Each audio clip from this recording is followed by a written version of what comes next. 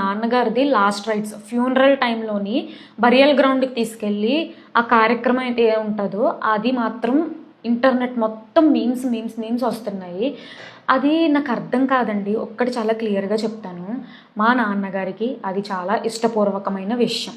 నేను చనిపోయినప్పుడు నాకు ఇదే విధంగా సమాధి కార్యక్రమం చెయ్యండి అని చెప్పి ఆయన అడిగారు. చనిపోయిన మనిషికి ఆయన కోరిక తీర్చడం అనేది చాలా ఇంపార్టెంట్. ఇలా మా డాడీకి ఇలా అయింది, ఒక 2 to 3 days మేము అవైలబుల్ ఉండలేము అని చెప్పి పెట్టింది. వెంటనే ఆ స్టోరీ ఏదైతే ఉందో అది డిలీట్ చేసింది అనమాట. ఎందుకంటే మా మమ్మీ చూసారు, మా మమ్మీ అన్నారు ఇటువంటి చావుకు సంబంధించిన పెట్టకూడదు, అలాగా అవి పబ్లిక్గా పెట్టకూడదు ఆ ఫొటోస్ అవన్నీ అని చెప్పడం వెంటనే అది డిలీట్ చేయడం జరిగింది.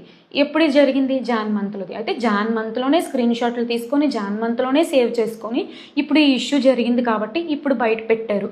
అంటే అంత సేవ్ చేసుకోవాల్సిన అవసరం ఏంటంటే నాకు అర్థం కావట్లేదు. ఇప్పుడు రిలీజియన్ గురించి మాట్లాడుకుందామండి క్లియర్గాను. మా అమ్మ వాళ్ళ ఫ్యామిలీ సైడ్ అంతా హిందూసే. మా నాన్న సైడ్ ఫ్యామిలీ, మా నాన్న వాళ్ళు 5 అన్న తమ్ముళ్ళు, 2 అక్కలు, వాళ్ళంతా హిందూసే. మా డాడీకి ఒక 10 years బ్యాక్ ఒక సమస్య వచ్చింది. ఆ సమస్య ఏంటి, ఆ ప్రాబ్లం ఏంటి నేను చెప్పదలుచుకోలేదు, ఎందుకంటే అది ఆయన పర్సనల్ అనమాట. అక్కడికి చర్చికి వెళ్ళి, ఎందుకంటే ప్రేయర్ చేసుకోవడం అది రాదు, చర్చికి వెళ్ళి ఇలా దండం పెట్టుకున్నారంట. వెంటనే వితిన్ 2 to 3 daysలోని ప్రాబ్లం అయితే సాల్వ్ అయిపోయింది. అది దేవుడి వల్ల అయ్యిందో లేదంటే ఎలా అయ్యిందో సాల్వ్ అయ్యింది. అది ఆయన నమ్మకం ప్రకారం ఆయనకి ఓకే, ఇంత ఎలాంటి కష్టమైన పరిస్థితి నేను వెంటనే మొక్కుకోగానే జరిగింది కాబట్టి ఇక నుంచి నేను క్రిస్టియానిటీని బిలీవ్ చేద్దాము అనుకుని మా డాడీ అప్పటి నుంచి దేవుణ్ణి నమ్ముకోవడం అనేది స్టార్ట్ చేశారనమాట. నాకు తెలిసిన వరకు ఒకటి చెప్తానండి, ఏ మతం వల్లైనా వచ్చి ఇంకో మతాన్ని అపోజ్ చేసి ఇంకో మతం గురించి వ్యతిరేకంగా మాట్లాడలేనంత వరకు అన్ని మతాలు నా దృష్టిలోని కరెక్టే అండి. ఇంతకు మించి మీరు ప్రూవ్ చేసుకోవాలి అంటే సర్టిఫికేట్ పెట్టుకొని హిందూ అని చెప్పి నేను చూపించలేను. ఒక్కటి క్లియర్గా చెప్తున్నాను, మీకు నమ్మాలి వాళ్ళ మీద అని ఉంటే నేను ఏం చెప్పినా మీరు నమ్ముతారు. లేదు ఆమె నెగిటివే, ఆమె ఏం చెప్పినా నేను నమ్మను అనే ఇంటెన్షన్తో మీరు చూసినట్లయితే నేను ఏం చెప్పినా మీరు నమ్మరండి, అంతే. నైట్కి నైట్ అలేఖ్యాని USA పంపించేసి నాటకాలు ఆడుతున్నారు కదా అని చెప్పేసి చాలా కమెంట్స్ చూశాను నేను. ఒక్కటి చాలా క్లియర్గా చెప్తున్నానండి, మా దగ్గర ఆధార్ కార్డు ఉంది, పాన్ కార్డు ఉంది, అన్నీ ఉన్నాయి, కానీ పాస్పోర్ట్ ఒక్కటి కూడా లేదు తెలుసా మా దగ్గర. నాకు లేదు, అలేఖ్యకి లేదు, రమ్యకి లేదు, మా అమ్మకి నాన్నకి ఎవరికి లేదు పాస్పోర్ట్. మీరు కావాలని వీళ్ళని ఫేమస్ చేసి బిగ్ బాస్ దాకా పంపించేలా ఉన్నారే అని చెప్పి ఒక వీడియో, తర్వాత ఇంకో వీడియోలో ఏంటంటే అప్పుడే బిగ్ బాస్ కంటెస్టెంట్ లిస్ట్ అయితే బయటకు వచ్చేసింది, అందులో అలేఖ్య, చిట్టి పికిల్స్ 3 సిస్టర్లో ఒకరు ఉంటారు అని చెప్పేసి అంటున్నారు.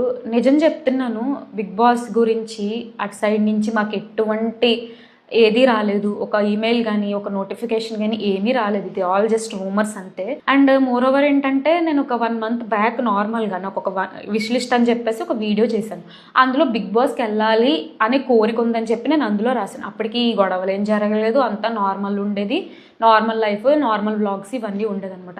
మేబీ దాన్ని చూసి ఇందులో అంటున్నారా లేదా ప్రజెంట్ ఈ రాష్ట్రంలో జరుగుతున్న సమస్యలన్నీ పక్కన పెట్టి అలేఖ్య చిట్టి పచ్చళ్ళ గొడవ గురించి ట్రెండింగ్లో ఉందని ఇలా అంటున్నారు అనేది నాకు తెలీదు.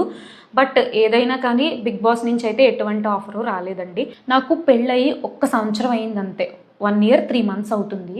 ఒక కమెంట్ చూశాను నేను, మీకు జయకుమార్ డివోర్స్ ఇచ్చేసి వెళ్ళిపోయాడంట కదా తమిళనాడు, బాగా అయ్యింది అని చెప్పేసి ఈ టైప్లో పెడుతున్నారు. అంటే నాకు నిజంగానే డివోర్స్ ఇచ్చేసి వెళ్ళిపోతే అది హ్యాపీయా ఏంటో నాకు తెలీదు. ఆ పర్సన్కి ఇటువంటి టఫెస్ట్ సిచ్యువేషన్లో కూడా చాలా సపోర్ట్ ఇచ్చాడు నాకు జైకి ఎటువంటి ప్రాబ్లం లేదు.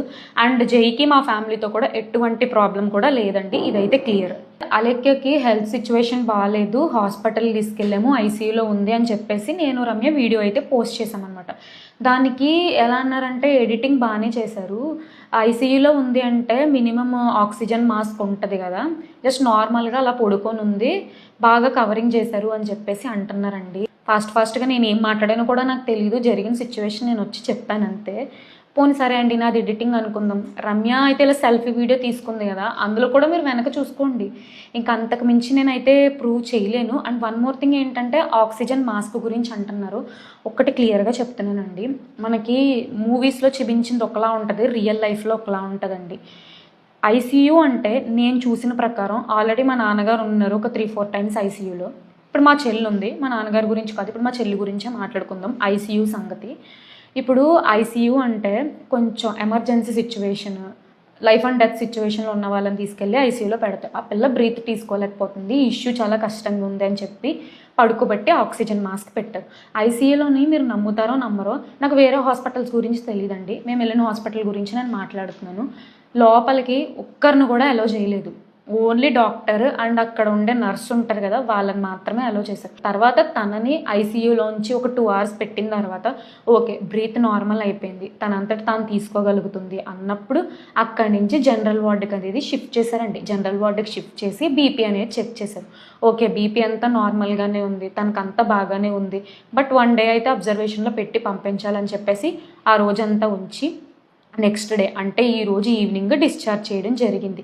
నేను ఫోటో తీసుకుంది క్లిప్పింగ్ ఏదైతే ఉందో అది ఐసీయూలో ఉన్న క్లిప్పింగ్ కాదండి, అది జనరల్ వార్డుకి షిఫ్ట్ చేసిన తర్వాత. ఈవెన్ జనరల్ వార్డులో కూడా మమ్మల్ని ఎవరిని రానివ్వద్దు అన్నారు, ఎందుకంటే ఏడ్చేస్తున్నాం మేము అక్కడ.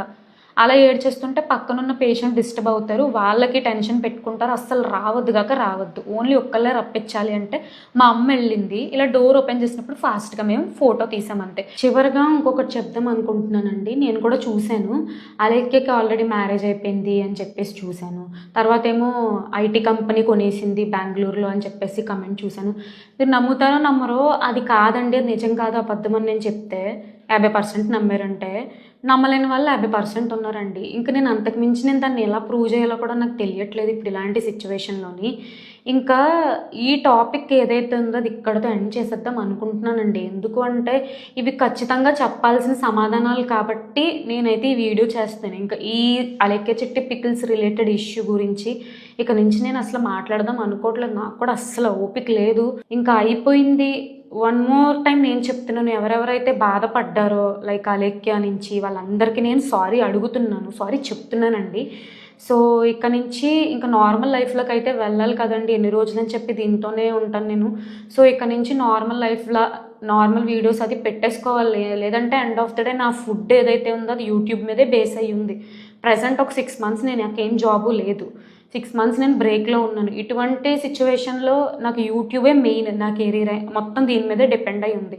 సో ఇంకా అందరూ ఏవేవైతే ఉన్నాయో ఈ టాపిక్ గురించి వదిలేస్తే మంచిది అని చెప్పేసి నేను రిక్వెస్ట్ చేస్తున్నానండి, అంతే.